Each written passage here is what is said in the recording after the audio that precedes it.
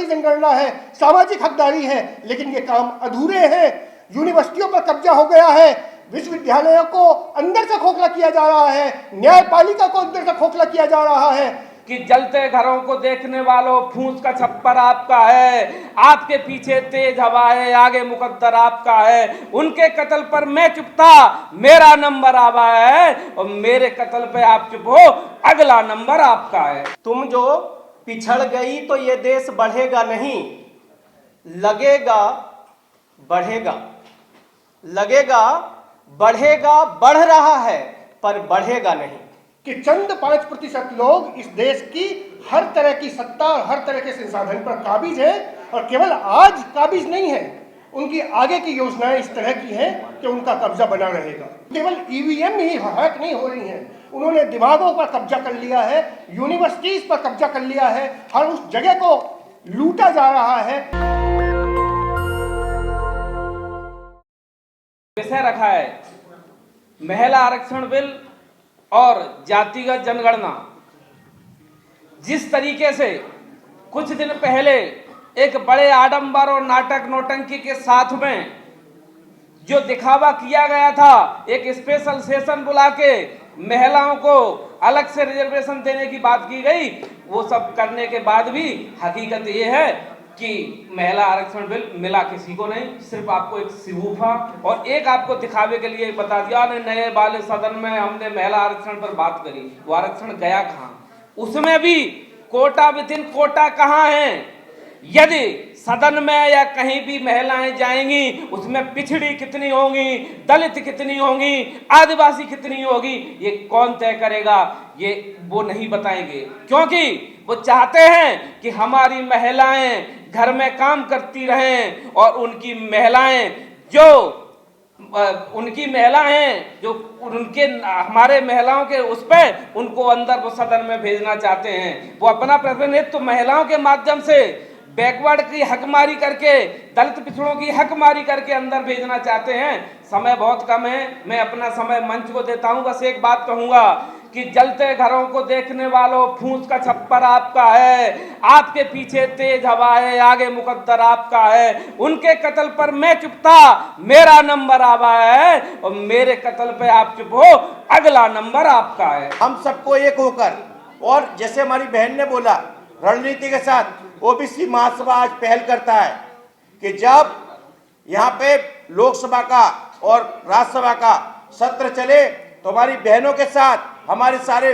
SC ST OBC और हमारे मुस्लिम भाई, हमारे ईसाई भाई, हमारे बुद्धिस्ट भाई, सब लोग होकर, हम खुद चाहते हैं, हम लोगों ने ओबीसी महासभा की ओर से भी हमने एक प्लान किया था कि हम बुंदेलखंड से लेके, चंबल से लेके हम 1000 महिला को लेके आएंगे और के बताएंगे कि अब लड़ाई अब लड़के ही मिलेगी, तभी इसके साथ हमें हिस्सेदारी होगी। क्योंकि ये स्पष्ट हो चुका है, हम चिल्लाते रहे, धरना देते रहे, अब कुछ नहीं, या आर या पार। अब जब तक हमारी महिलाओं का हिस्सा नहीं दोगे तब तक तुम्हें अब लड़के लेंगे। 2023 में महिला आरक्षण बिल आया है। मेरा मानना है कि ये सवर्ण आरक्षण बिल है। जिस प्रकार से पहले सवर्णों को आरक्षण देने के लिए 10% ब्राह्मणवादियों को 10% आरक्षण दिया गया, उससे भी इनका पेट नहीं भरा। तो अब महिलाओं के नाम पर वो आरक्षण अपनी महिलाओं को देकर के अपना आरक्षण बढ़ाने का प्रयास कर रहे हैं। तभी उसमें SC ST OBC की महिलाओं को वो हक और वो अधिकार नहीं दिया जा रहा है, क्योंकि इस देश में हमारा मानना है कि SC ST OBC और माइनॉरिटी की जो आबादी है वो 90% है, और अगर 90% हमारी महिलाओं की आबादी है तो 90% महिलाओं के आरक्षण में SC ST OBC का आरक्षण होना चाहिए। मेरी बात से आप लोग सहमति रखते हैं? तो जब तक मेरी बहनों, मेरी भाइयों और मेरे देशवासियों महिला आरक्षण में SC ST OBC के लोगों को 90% आरक्षण न मिल जाए, मत समझना कि ये महिला आरक्षण है, मत समझना कि ये हमारे लिए आरक्षण है। और जिस प्रकार से चूंकि समय की सीमाएं हैं तो मैं अपनी बात को ख़त्म करने की शुरुआत करता हूं कि जिस प्रकार से ये माताएं, ये बहनें और हमारी बेटियां हमारा ख्याल रखती है, हमारी चिंता करती है, उसी प्रकार से आपका ये बेटा प्रवीण कुमार भारती भी आपका चिंता करता है और लगातार मैं आपकी सामाजिक, आर्थिक और राजनीतिक विकास के लिए प्रयासरत रहता हूं। तो तब मैं अंत में बस एक बात कहता हूं कि अगर तुम जो पिछड़ गई, मैं इस देश की बहन बेटियों को कहना चाहता हूं कि तुम जो पिछड़ गई तो ये देश बढ़ेगा नहीं। तुम जो पिछड़ गई तो ये देश बढ़ेगा नहीं, लगेगा बढ़ेगा, लगेगा बढ़ेगा, बढ़ रहा है पर बढ़ेगा नहीं। बस इन्हीं चंद शब्दों के साथ मैं अपनी वाणी को विराम देता हूं। मैं आपको राजनीति के छात्र होने के नाते ये एक चेतावनी देना चाहता हूं कि राजनीति का स्वभाव बदल रहा है, राजनीति का चरित्र बदल रहा है और राज सत्ता बदल रही है। आपको याद होगा, जो इतिहास को जानते हैं, कि कई बार बहुत बड़ी बड़ी लाखों की फौजें इस देश के अंदर हारी हैं कुछ हजार लोगों से।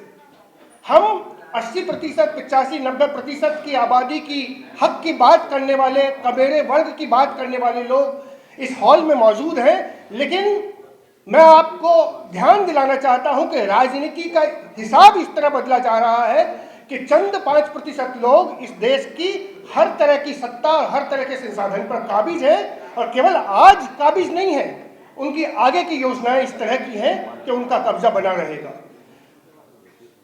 प्रोफेसर रतन लाल जी ने जो यहाँ पर बात की और भी बहुत साथियों ने बात की, उसमें थोड़ा सा जोड़ते हुए मैं आपको केवल ये कहना चाह रहा हूँ कि राजनीति का जो एक समग्र चरित्र है उस पर अपना नेतृत्व स्थापित करने की तैयारी के बिना इस चुनौतीपूर्ण समय का मुकाबला नहीं हो पाएगा।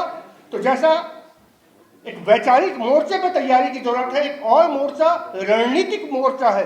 रणनीतिक मोर्चे का मतलब यह है कि अगर चुनाव होंगे, चुनाव कैसे लड़े जाते हैं, आप जानते हैं कि 90% आबादी की बात करने वाले लोग 40%, 35% पर सिमट जा रहे हैं और 10% मनुवादियों की बात करने वाले लोग 40% वोट पर कब्जा ले रहे हैं। तो केवल ईवीएम ही हैक नहीं हो रही हैं, उन्होंने दिमागों पर कब्जा कर लिया है, यूनिवर्सिटीज पर कब्जा कर लिया है, हर उस जगह को लूटा जा रहा है जो कि आम लोगों के लिए एक खुशहाली की बात कर सकते हैं। तो मैं केवल ये कह रहा हूं कि ओबीसी महासभा ने कुछ कदम इस दिशा में आगे बढ़ाए हैं।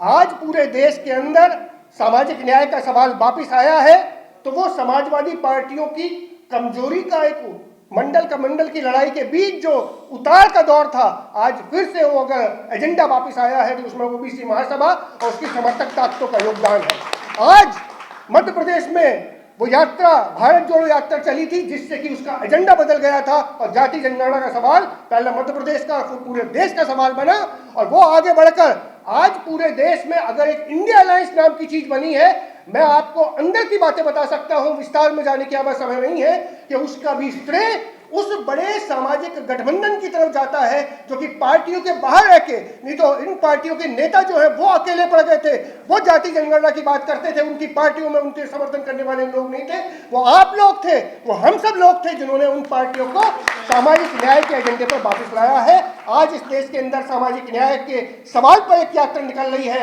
आज इस देश में इंडिया अलायंस बना हुआ है जिसका पहला बिंदु जाति जनगणना है, सामाजिक हकदारी है, लेकिन ये काम अधूरे हैं। यूनिवर्सिटियों पर कब्जा हो गया है, विश्वविद्यालयों को अंदर से खोखला किया जा रहा है, न्यायपालिका को अंदर से खोखला किया जा रहा है।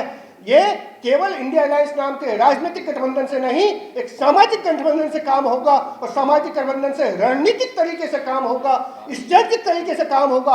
आप में से बैठा हुआ हर व्यक्ति यहाँ पर लीडर है, केवल लक्ष्मण यादव ही नहीं, आप में से हर कोई जो है कोई ना कोई हुनर में एक उस्ताद है। तो हम अपने अंदर की नेतृत्व की क्षमता को ध्यान में रखते हुए एक बड़ी जिम्मेदारी के लिए तैयार हो और यहाँ संकल्प को करें कि आज से 100 साल पहले भी बहुत मुश्किल स्थितियों में अगर बाबा साहब अम्बेडकर हुए, हमारे वक्त हमें बहुत सहूलियत देता है, हम लोग लड़ेंगे और जीतेंगे, सामाजिक न्याय का परचम मजबूत होगा। जिंदाबाद जिंदाबाद जिंदाबाद। नेशनल दस्तक की आपसे गुजारिश है कि अगर इसको बचाना चाहते हैं तो नेशनल दस्तक को सब्सक्राइब करने के लिए रेड कलर के सब्सक्राइब बटन को दबाएं, फिर बेल आइकन की घंटी दबाएं।